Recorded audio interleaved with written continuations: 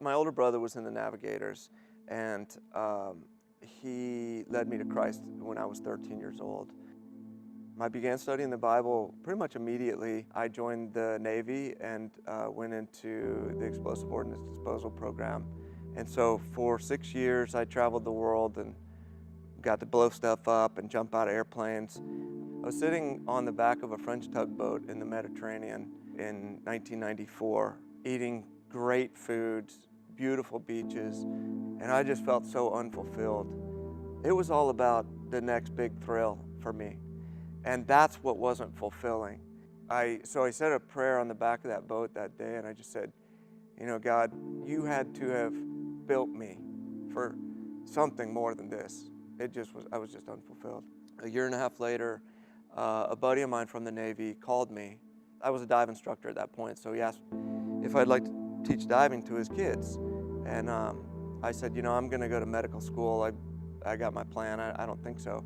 But my wife showed me how many coincidences surrounded this phone call. So I drove over to West Florida from Jacksonville.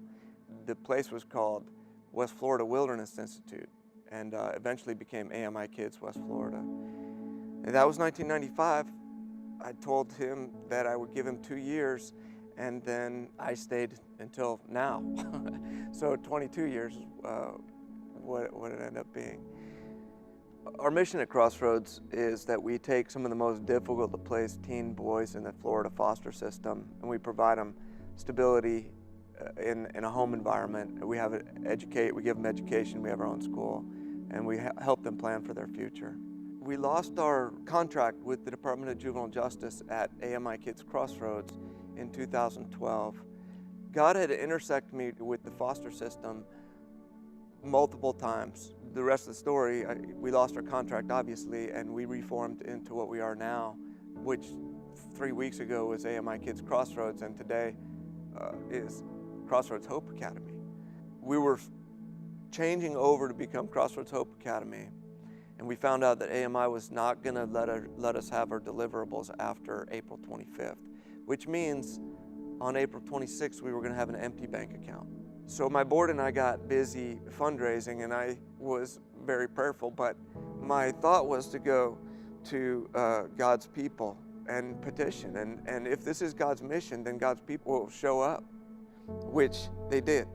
We figured that by the end of May we would need $125,000 to continue on to make it, and we ended up fundraising $140,000. For us in 4 weeks' time to raise that kind of cash is just a miracle. There's no other way you can justify that. That's all God. When God brought me to working with troubled youth, my whole life made sense. I had some trouble when I was a kid, but not only that, my military discipline background and my passion for doing what's right and not understanding why some people don't do what's right, all of that just came together. So my whole life made sense when I came to AMI. In working with the fatherless children, there's so much fulfillment outside of myself or out of yourself that life actually makes sense, and God shows his love through that. My name is Davidson, and my backstory would still be my story if it wasn't for Jesus and what he's done in my life.